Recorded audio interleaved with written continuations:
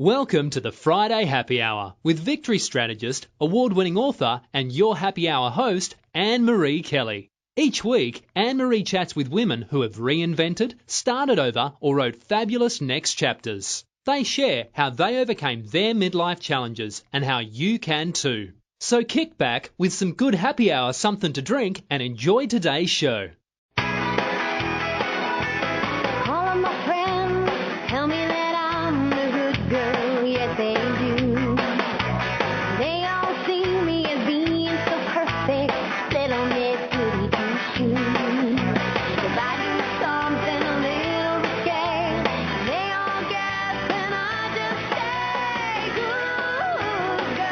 Welcome. You're listening to the Friday Happy Hour with me, Annmarie Kelly. You know me. I'm that recovering good girl and your victorious woman empowerment partner. And this is a place for us victory chicks and you men who care about us meet on Fridays to chat about the week and find ways to get inspired and empowered and make our lives sparkle. Thanks for joining me today. I'm really glad you did. Listen, remember when you were taught how not to use dirty words? You know, how it wasn't ladylike? Of course, the words they were talking about when they told us not to use them were ones that began with letters like S and F. But today's guest, Mary Fran Bontempo, doesn't think those are the dirty words we need to avoid. And for us recovering good girls, that's a good thing. But she thinks that we're sold a bill of goods, yes, about dirty words. Mary Fran's very, very funny take on her own list of dirty words will surprise you and make you laugh. And after you realize how right she is, you may never say some of those words again. Well, wait till you hear what they are. Mary Fran Bontempo will be here in just a little bit to tell you. Say, how about John Glenn passing away? He was the last of the original 7 astronauts, those people who captivated the world by getting into that Friendship 7 space capsule back in the 1960s and then coming back to tell about it. And it's that movie that Tom Hanks was in, The Right Stuff. It was all about all that experience with John Glenn. But think about it. He fought in World War II. He was a front runner in the space program. He worked in the private sector when he left the space program and then served 4 terms in the U.S. Senate. Then at 77, he went into space again. He was both the first person to orbit the Earth and the oldest to go in space. What a life. And did you know that he was married for 73 years? And Annie Glenn is older than John, so she's 96. He was 95. He's 96. And a good thing he was married to her. If he'd been married to me, he'd never gone into space when he was 77. Although, if he was retired and didn't have anything to do but hang out with me, I don't know, maybe I wouldn't have minded him taking a little trip into outer space. I'm just kidding. I would have been hard-pressed to say yes if my sweetie wanted to risk his life at 77 that way. That Annie Glenn must be some woman. Well, I'm thinking about John Glenn's life and Annie Glenn, and I'm thinking about goals for the new year and what I want to see different and better in my life in 2017. Have you been thinking about that too? It's only a couple weeks away, the new year. That brand new baby year's coming. I'm wondering what Johnny and Ann Glenn had inside. You know, that right stuff they talk about. The stuff that kept them going and still looking for ways to keep pushing the envelope, even in old age. I don't know about you. I want some of that. But on another tangent, listen to this. Have you been to any of the malls this holiday season? You might think that's an odd question, considering that it's December, and of course everybody goes to the malls, but apparently not. I'll bet a lot of you haven't been to the mall lately. I was at Exton Mall this week. I wasn't buying gifts. I'm not a big Christmas gift buying person. But I wanted a couple of candles, so I wanted and I wanted to take a walk. It's too cold outside, so that's a good place that I can walk in the wintertime. So on my way home from work on Wednesday, I drove to the mall, and when I first thought about it, I second-guessed myself. I thought being Christmas, maybe it's going to be too packed to get a walk in. But then I thought, well, it's the dinner hour. It's like 6 o'clock. I thought I might be getting ahead of the after-dinner crowd. I didn't have to worry. I was shocked when I got to the mall. It was like a ghost town. The mall, 3 weeks before Christmas, had about as many people as there used to be, as I used to see when I walk on Sunday morning in January. Like before the stores, I would go sometimes on a Sunday morning before the stores open. In fact, the only place I actually saw clusters of people was the food court. And even that wasn't very crowded. And to tell you the truth, it sort of freaked me out. Most of us grew up going to malls. When I was a kid, that pre-Christmas trip to the mall with my dad to buy presents was usually pretty fun. And it was a great place to hang out with my friends. But now, malls are dying. Did you know that the average lifespan of a mall is only 20 years? If you look around at our local malls, you probably can see that. If you're originally from Delaware County, you'll remember the Granite Run Mall. Now, 30 years ago, that was the biggest thing. Of course, nothing was like the King of Prussia Mall. But for this girl from Havertown, Pennsylvania, the Granite Run Mall was closer and had all the stores I needed. Well, if you haven't been by that way recently, the Granite Run Mall is no more. Sears is still there, and Boscov's is still there. And everything else in between those two stores, bulldozed. What's left is rubble surrounded by fencing. And come this spring, all that rubble is going to be gone to make room for a new model, something that's now being called a lifestyle center that will include Sears and Boscov's, because they're still there, but also housing and restaurants and a bunch of services. And I'm sure it'll look good then, but right now it looks really strange. That huge piece of property. That lifestyle center is sort of what's happening at Exton Mall. Some of those empty stores have become a medical center, and there's an urgent care center, and the Chester County Arts Association opened up a space, and so did the Exton Chamber of Commerce. And wait till you hear this. In what was the JCPenney store, there's now an entertainment place. It's brand new. It's opening today. And from what I could see from the door, it looked like kind of a Dave & Buster's kind of place. It's called Round One Entertainment. And Wikipedia, that bastion of good information, says it's a Japanese amusement store chain with bowling, karaoke, arcade games, billiards, darts, all that kind of stuff, and food. And they have they're looking for a liquor license. So that's like a place where you can take the family for a fun night or go on a date with your sweetie. It seems like most of the malls are doing that. Well, except King of Prussia Mall, because they just expanded something between the court and the plaza. Now, believe it or not, my office is only 5 minutes away from the mall, and I still haven't been there to see that new addition. I have been to the Wegmans. That's not far from there. And next to it, there's a whole new shopping center with stores like Nordstrom Rack. And that's pretty good. But I'm guessing that more and more people are buying stuff online.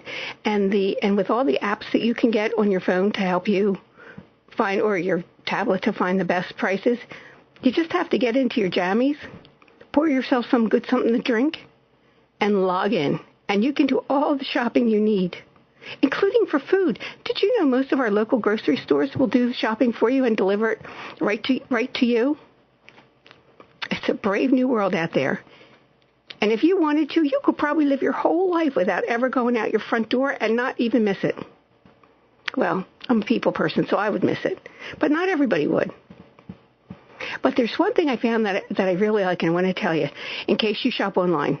I bought some stuff from Kohl's and Macy's, and I used this Ebates.com. You see those commercials on TV for Ebates? So I thought I'd try it out. I didn't know if it was a scam, if you'd actually had any money or what. But it was Cyber Monday, so I got good sales, and I thought I could make them better with this Ebates thing. And I used a junk email for that kind of thing. And I opened a private browsing window, which you need to do if you're shopping online. So there was no harm giving it a shot because I felt safe. Well, safe as you can online. So I got on Ebates. I signed up. I opened a ticket. And then I got the stuff from the stores. And then from that Ebates thing, I got back over $20. I love a bargain. It was like 10% of whatever I spend or something like that. I love a bargain from the stores, and I got good ones. But that was a bonus. So if you shop online, check out the Ebates site.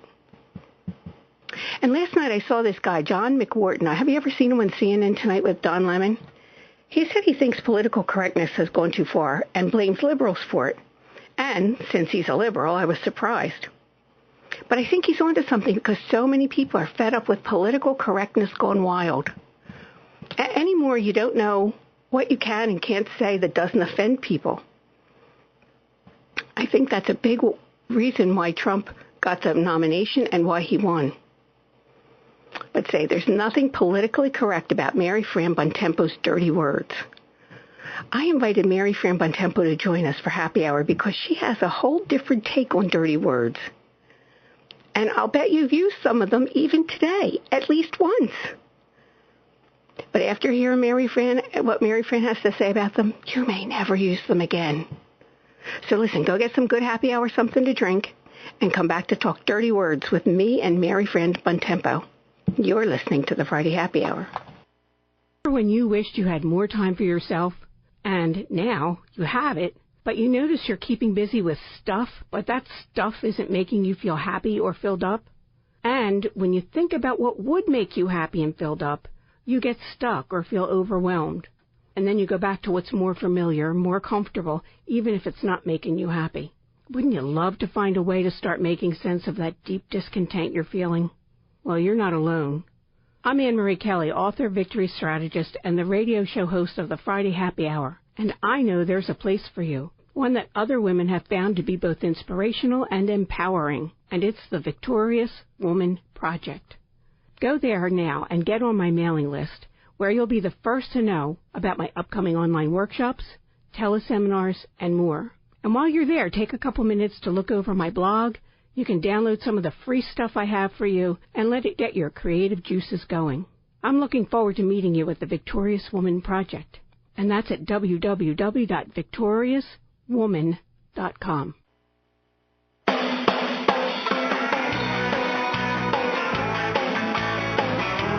Welcome back to the Friday Happy Hour. I'm your host, Annmarie Kelly, and I'm here with humorist Mary Fran Bontempo. Welcome, Mary Fran. Hi, Annmarie. I'm so excited to be here. Thanks for having me. Oh, I'm excited to have you here, and we're talking dirty words, aren't we? We are. We're talking dirty words. They're not what you might think, but they're very dirty for women, that's for sure. Before we start talking about dirty words and granny panties, let me ask you this. How did you get started writing humor for women? Well, first of all, I'm a big Irma Bombeck fan. I mean, from when I was a little kid, I read her column religiously, and I just always enjoyed that kind of sort of observational humor. I mean, she was the original Jerry Seinfeld in my mind. Like, she could, just look at an everyday occurrence and see in it the humor in that. And then what ended up happening with me was I was in a really, really dark period of my life a number of years ago. Between things happening with the economy and threatening a family business and turning 50, although, boy, I'd like that number back again. I know. Mary Fran, isn't it true, like when you think about 50 when you're like 20, you think, wow, that's really old, and then you get to be 50 and you're like, wow, that's really young. Yeah, exactly. 50's the new 30. I don't know. Some people make those things up, but I'm going to glom onto that if I can. But and then the worst thing that was going on at the time was my son was in the midst of some serious addiction issues, heroin, alcoholism, all sorts of stuff. So life was very, very dark. And I realized that, I desperately needed, even in the midst of all that, which just shows you how what a dichotomy the human spirit is, that I needed to find some lightness. So I had always written things and kind of always had a lighter touch, but I think I really concentrated in earnest at that point to find the lightness in the insanity of our everyday circumstances.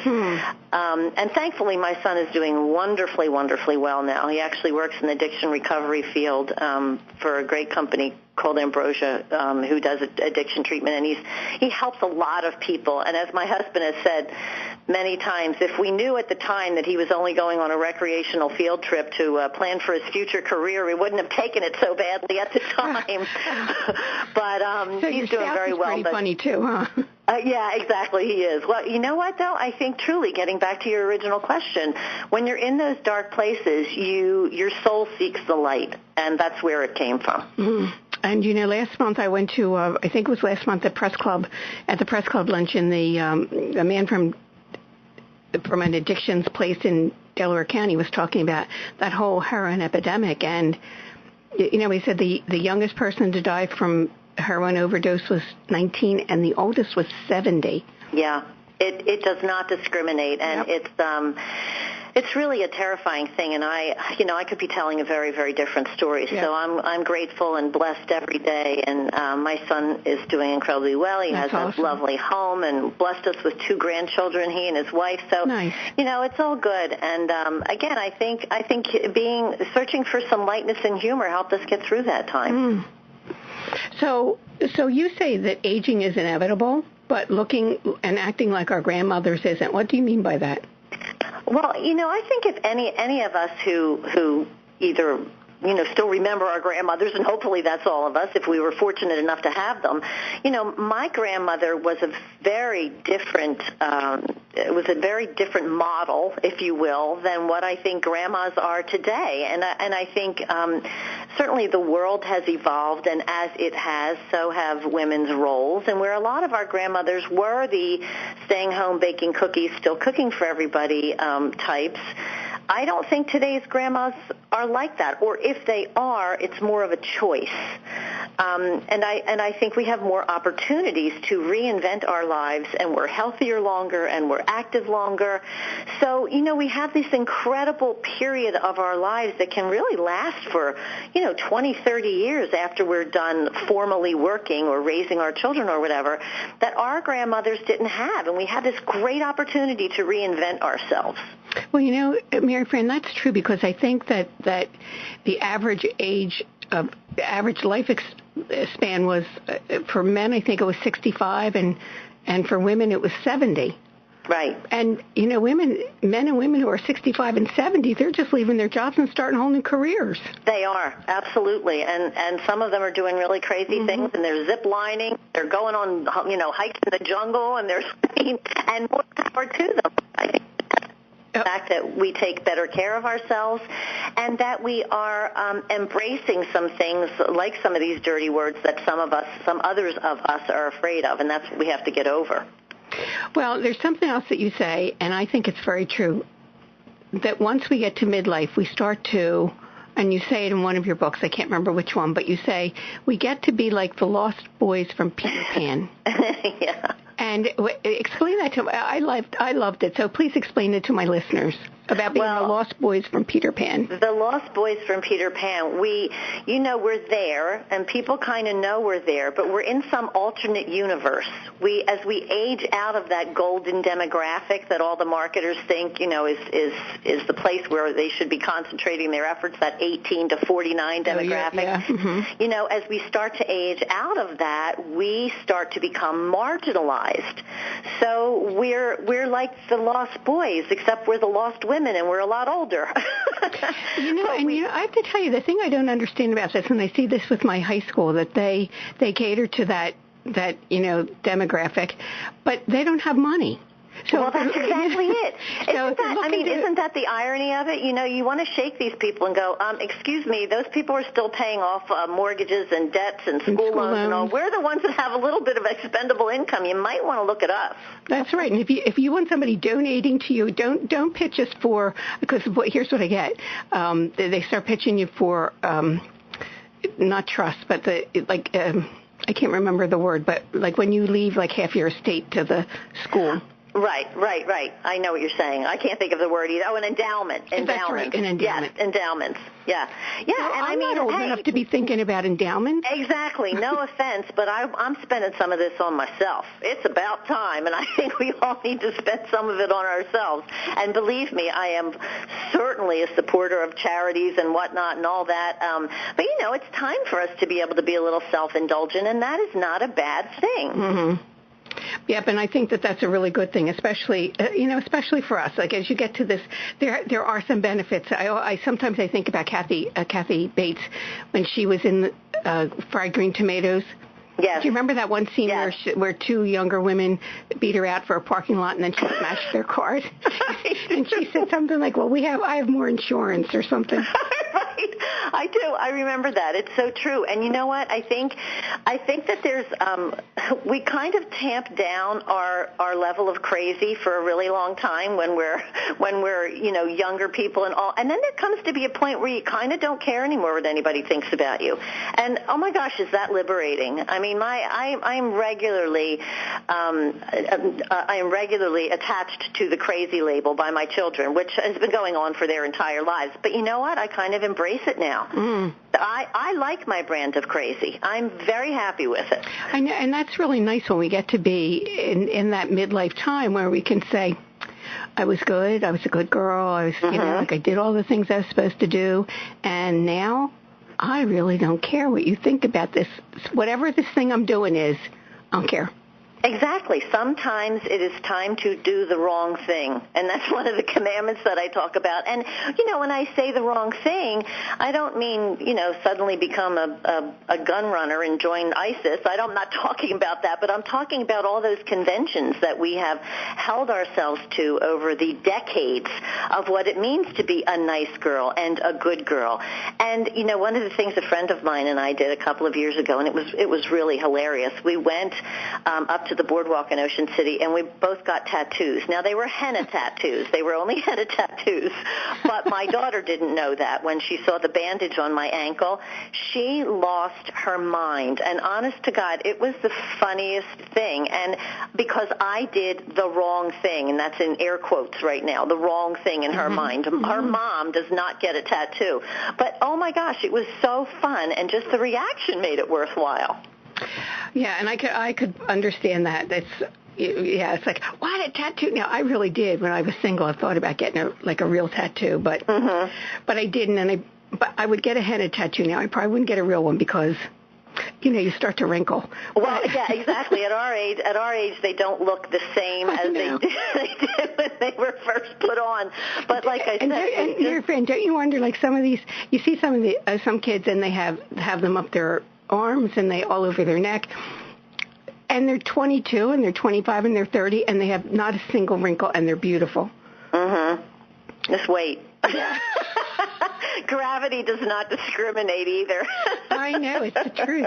Mary Fran, we're going to get ready to take a break, but and before we start talking dirty, I want to tell my listeners in Not Ready for Granny Panties, you talk about 11 commandments, which for my listeners include, I want you to know that they include commandments like thou shalt avoid mirrors, and thou shalt not wear elastic waist pants. That's right. So I want to talk a little bit, before we get really talking dirty, I want to talk about those when we come back. Okay, sounds good. So everybody stay close. You're listening to the Friday Happy Hour.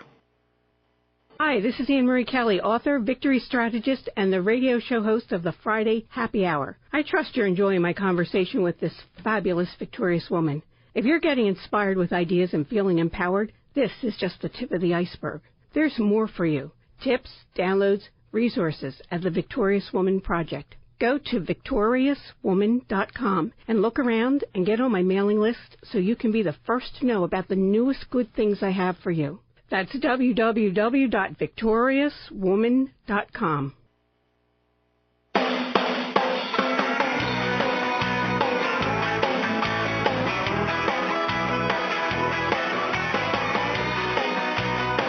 Welcome back to the Friday Happy Hour. I'm Annmarie Kelly, and I'm here with humorist Mary Fran Bontempo.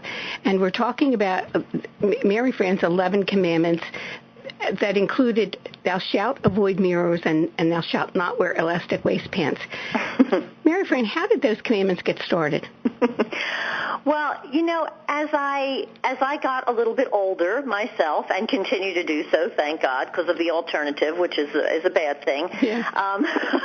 I realized that I was kind of getting sucked into the whole, wrinkle creams and this and that, and certainly not going so far as thinking about Botox or plastic surgery or all. But I'd look in the mirror and I'd look at what was sagging and bagging, and I think, oh my gosh, I look awful, I look so old, and of course that's worse. Oh, no, wait, stop for just a second there, Mary Fran. My listeners should go to victoriouswoman.com and see your picture. You're beautiful. Thank you so much. You're my new best friend. But that actually highlights my point. No matter what we look like, we're finding stuff wrong with ourselves. No matter what other people see, we see something different when we look in the mirror. So, believe me, I put my spackle and paint job and do that whole thing every morning, and I lift things up to where they're supposed to be and all that. But then I walk away. Then I walk away from the mirror and I forget about it. I mean, I'll check it once or twice to make sure that, nothing's sticking out the wrong end or anything like that. But then I walk away, and I don't let what I've seen in the mirror dictate how I feel about myself for the rest of the day. That's a good one. And I think that's really important to us, especially as we age, because let's face it, stuff's going to change. It's not going to be where it used to be, and it's really important to not let that determine, especially because we were talking earlier, we don't feel our ages. I feel just as well, if not better, than I did when I was in my 20s and 30s. So why let something like a couple of wrinkles or whatever that you don't like the look of, why let that dictate who you are today? Mm-hmm. And that's really true. And I'm trying to remember the name of she was an old-time actress who said that she had very low self-esteem, and she got to the point where she would take one last look of herself before she left the house, all made up, looking good, and that was the image she carried with her into her next thing, whatever.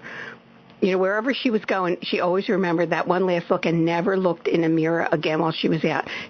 So she didn't know if her hair was this way or that way. She just acted on that one.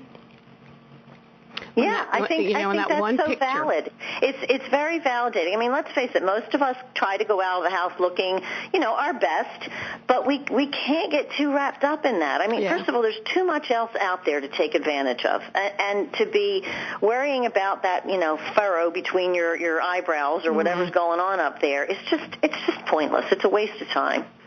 So, Mary Fran, in Victorious Woman Speak, victory is the stretch you make out of your comfort zone to get from where you are to where you want to be. So, my favorite commandment of yours is, thou shalt scare thyself. Yes, that's one of my favorites, too. I'm glad you picked that one to highlight. Because, I think, Annmarie, as women, especially if you have children and you have a family, we're in charge of keeping everyone safe.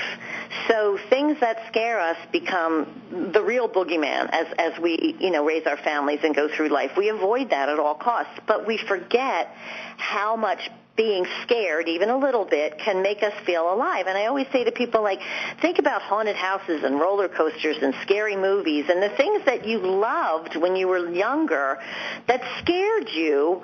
But, obviously we're talking a different thing between scared and terrified. Right. But being scared, even a little bit, it makes you feel alive. It hooks us back into that adrenaline rush that you get when something just courses through your veins, and it's like a surprise. It's a wonderful surprise to feel that alive again. So I always tell people to go sing karaoke, especially if they don't know how to sing.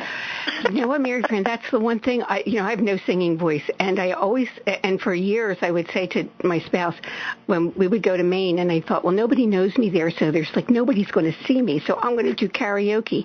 And then every year I chickened out, but now there's this new place in Exton. Of course, people could know me there, but I think I should do it just for the experience of doing karaoke and just feel bad for everybody who has to listen.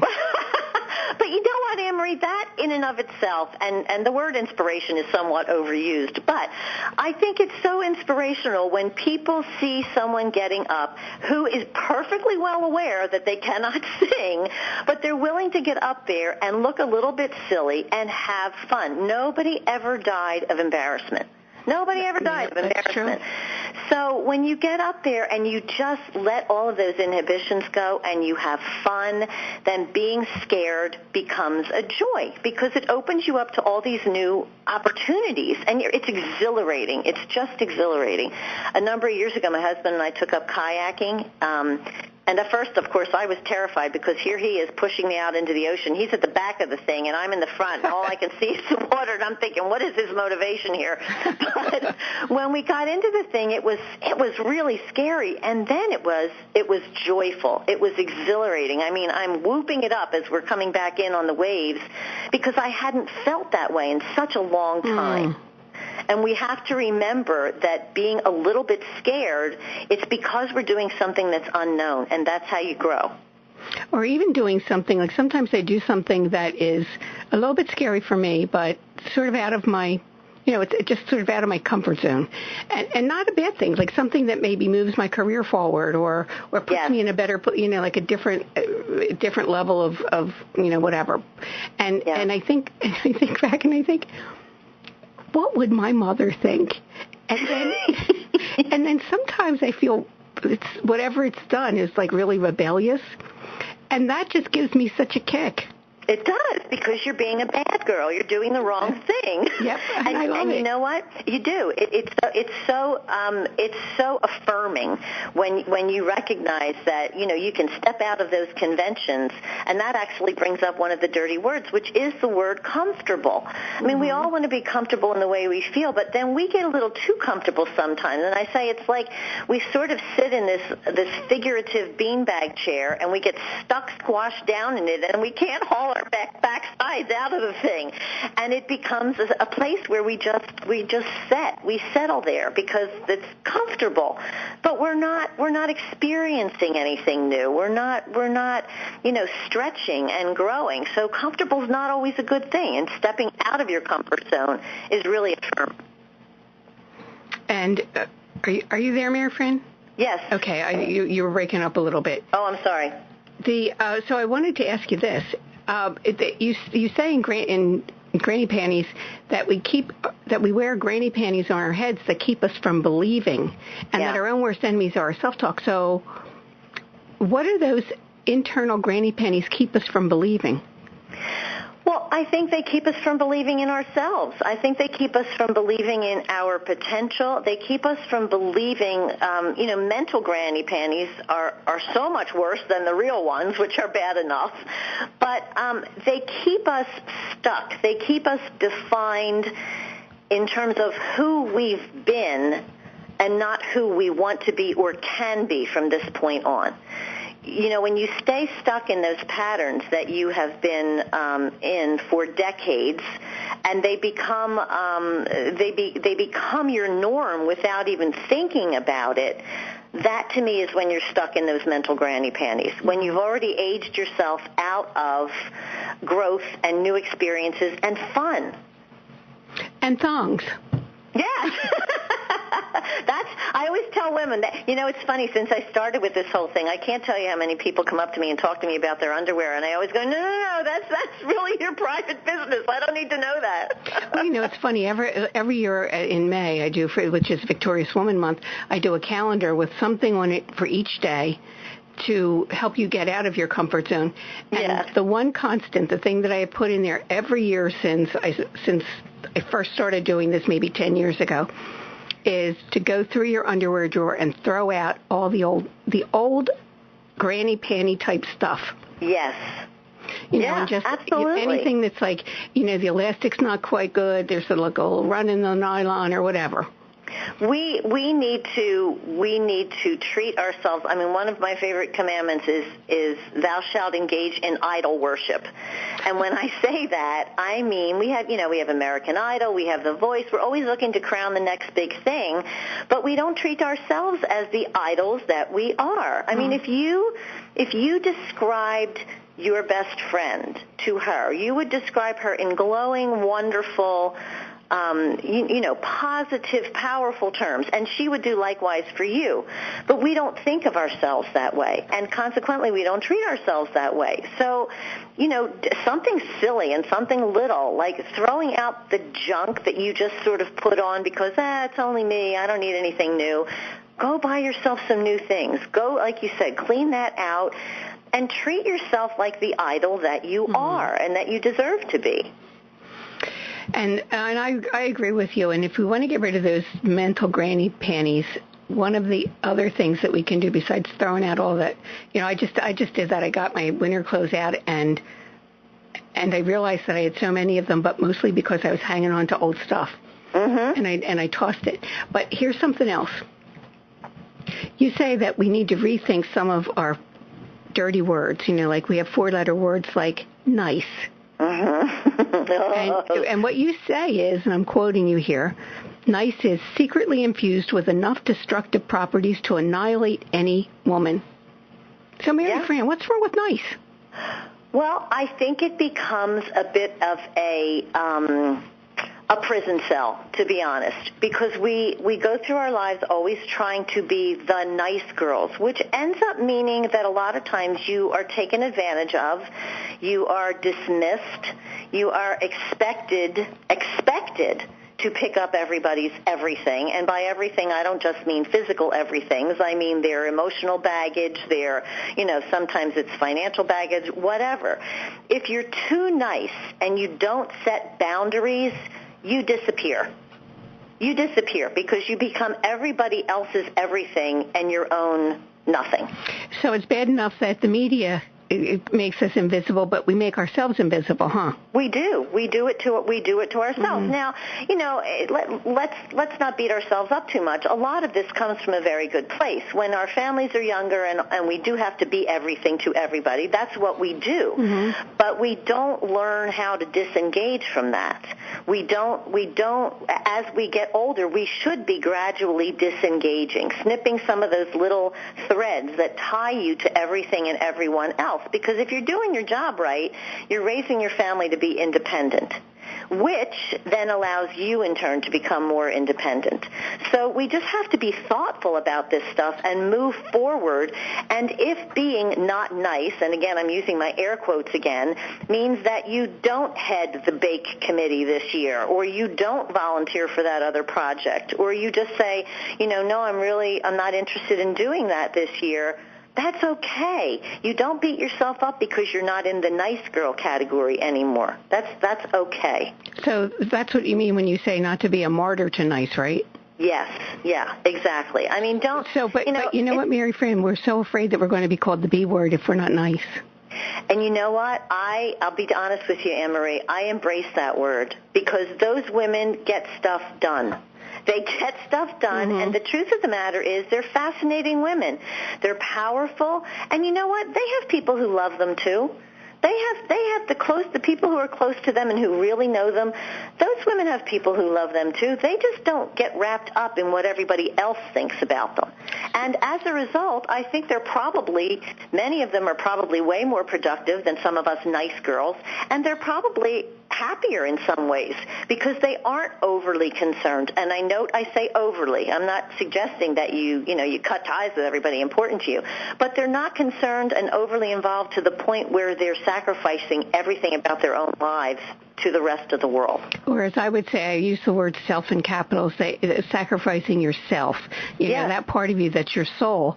And so many times when we're being really nice, we're bending over to make everybody else happy and not and dishonoring ourselves. And where are you in that equation? Right. And we have to recognize that in every equation, every single equation, we need to think about ourselves. And sometimes you're going to be, less important, depending on what's going on. Your needs are going to be less important. But you have to enter yourself into that equation all the time. Mary Fran, that's really good advice. And we need to take a break, but there's more dirty words I want to talk about. So everybody stay close. And we'll be right back with Mary Fran Bontempo. You're listening to the Friday Happy Hour. Are you one of those women who lived the first part of your life as a really good girl? That is, you did all the right things and followed all the so-called rules for women? I was like that too. But have you noticed that once you passed 40, you have less patience for those rules? Maybe you even think that the rules really don't make sense for you anymore. Maybe they never did and you just didn't realize it. Do you want to go where other recovering good girls meet to inspire each other and support their new empowered selves? Then join me, Annmarie Kelly, and some very fabulous victorious women. We're on Facebook at the Victorious Woman Project. So go to facebook.com/Victorious Woman Project. I'll talk to you there.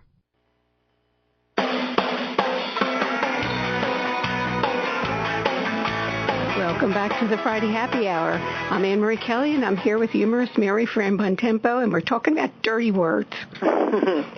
You know, Mary Fran, my favorite dirty word, and the one I personally, and as an excitable and expressive Italian, I think you hit the nail on the head with it, is the word relax. Oh, how many times did you, and I will say I am part Italian too, Annmarie, even though I don't look it. Everybody thinks that I'm Irish or English or whatever, but I am part Italian too. So that word is like a bomb, because it doesn't go off when people want you to go and really and truly relax and go to a spa and have a glass of wine and some chocolate. No. Most of the time when that word is thrown in your direction, it's because people want you to get off their back. Just, Mom, will you just relax? I know. Will you relax? Calm down. Just relax. They're not saying it in the way that we want them to say it. And most of the time when we're not relaxed, it's usually because we're trying to get someone else to do something that they don't want to do. Right. And I think that's why it becomes a dirty word for us, because we immediately, naturally, you hear that word, somebody says that to you, and you start to see red because they're trying to shut you down. Yep. So I think the best way to handle something like that is to say, first of all, you have to be very clear in your communications leading up to that point with whatever you want or need to have done from someone else. And then guess what? If they don't want to do it and they tell you to relax, you say, you know what, that's a good idea. I'm going to do X, Y, Z, and you can handle your own stuff. And then if you have to, lock yourself in a closet so that you don't that you don't get involved in fixing everything for everybody else. And maybe eventually they'll see why you're not relaxed when they don't handle their own stuff. Well, but you know what? There's a little catch-22 with that, and here's the thing. And I just had this experience with. I just heard this story from a woman the other day, and what happened was her spouse got a ticket because his car wasn't inspected. He got pulled over for speeding. Mm-hmm. So not only did he get a ticket for speeding, but he also got a ticket for his car not being inspected. So that was a couple $100. And then he hadn't renewed he didn't get inspected because he didn't renew his license? Yeah, or oh goodness, yeah. Or his insurance or something. Yeah. Oh gosh. And but then he took the car to get inspected, and it was $600. Oh my goodness. So in addition to whatever was wrong with the car that was $600, they paid a couple $100 extra, and I thought, well, he's teaching. I mean, she's not been married a whole lot of time, and I thought, well. So he's teaching you that you better take over that, because if you don't, it's going to cost you money and you're going to have to be responsible for it. And you know what, Mary Fran, sometimes I think and I've said this to men, and they will agree that they do a bad job so that they can get out of it. Oh, there's no question. I don't think there's any question about that. Absolutely.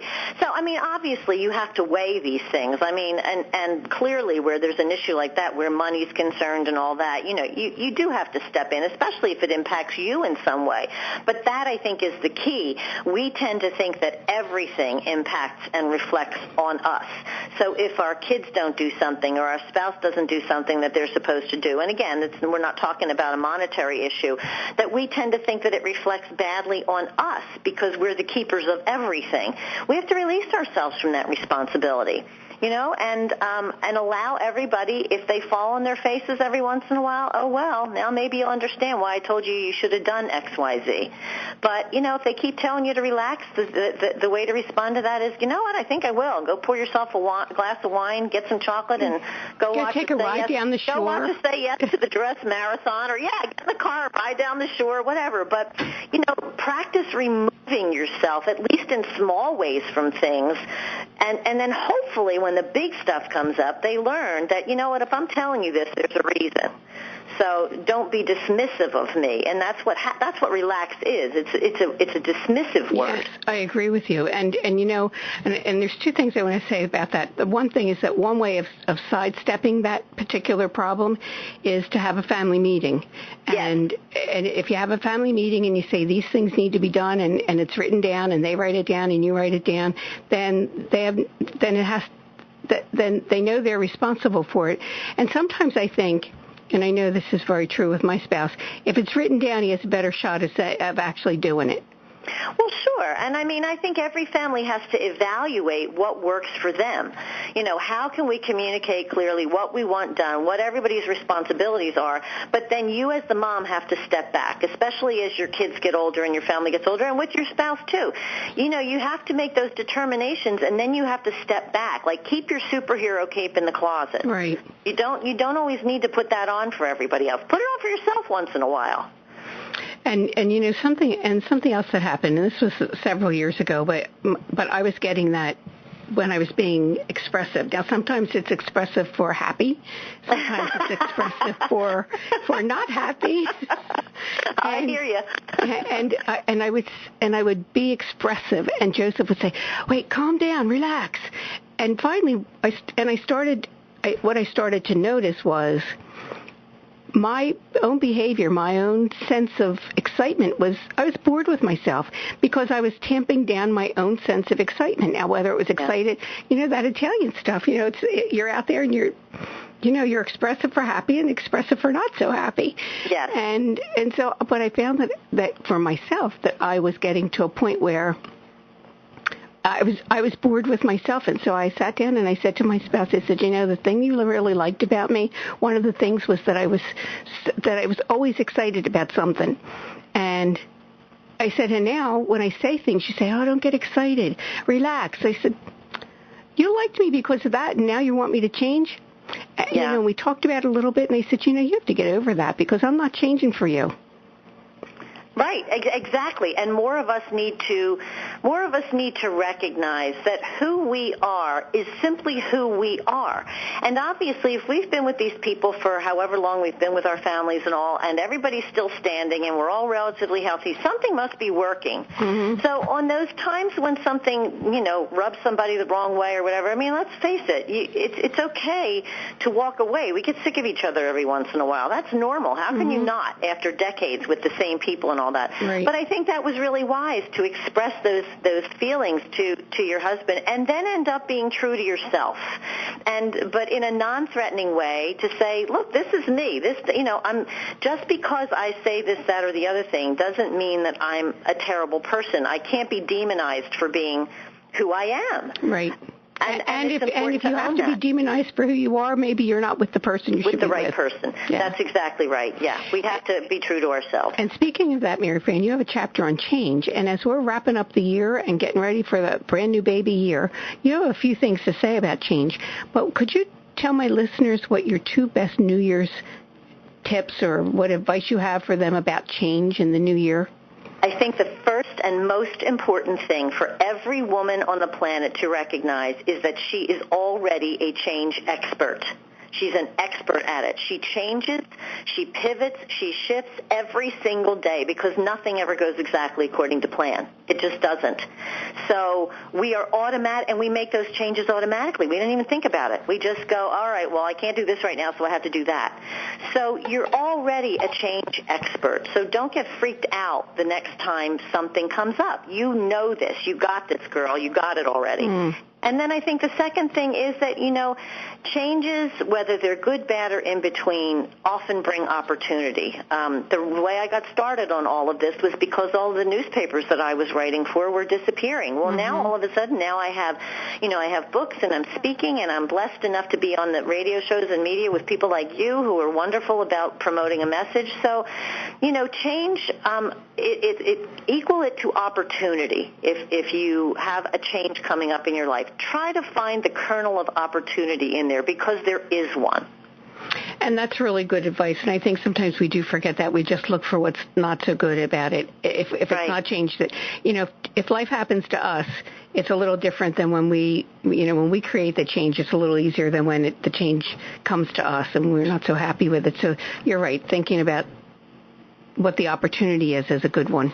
Right. Even in a thing where we're being reactive to something that happens to us, and things do, there's still opportunity for growth there somewhere. And it might take some time to find it, but it is there. And just be open to that experience, whatever it is, and see where it leads you. Well, Mary Fran, thanks for coming to our happy hour today. And if my listeners are interested in the Women's Book of Dirty Words or Not Ready for Granny Panties, they can go to Amazon to get them, and the links are on my website on today's radio wrap-up at victoriouswoman.com. Thank you, Annmarie. It was a delight. Oh, thank you so much for coming. Thank you so much. I hope to talk to you again soon. Me too. Happy holidays. Thank you. You too. And for you wonderful Victory Chicks and you guys, are you ready for the brand new baby year? I know you're ready for Christmas, and that's what you're busy thinking about, but you have to be thinking about what you want to be and do and have next year. And to help you, I have an in-person workshop and a teleseminar starting in January, and I have a couple of workshops starting in February. So I posted the links to the January workshops, whether it's a workshop or the teleseminar, on today's radio wrap-up at victoriouswoman.com. And it's an early bird special still. But this week, coming up, I'm posting a $200 off coupon on my Facebook page at Victorious Woman Project. So go to Victorious Woman Project and like it, and you'll get that coupon for $200 off. So, okay, it's time for us to go. And today's quote had to come from John Glenn, and I'd never heard it before, but with my next birthday just a month away, I can really identify, because he said, "For all the advances in medicine, there's still no cure for the common birthday." And yep, that is so true. And for as long as we have birthdays, let's make the best of our years here. Thanks for coming to Happy Hour today. I love that you did. Please come back next week for the Friday Happy Hour with me, Annmarie Kelly. I'll look forward to meeting with you then. Jen's on. Thanks for listening to this Friday Happy Hour. Make sure you subscribe, rate and review today's show. And join us again next week for the Friday Happy Hour with Annmarie Kelly.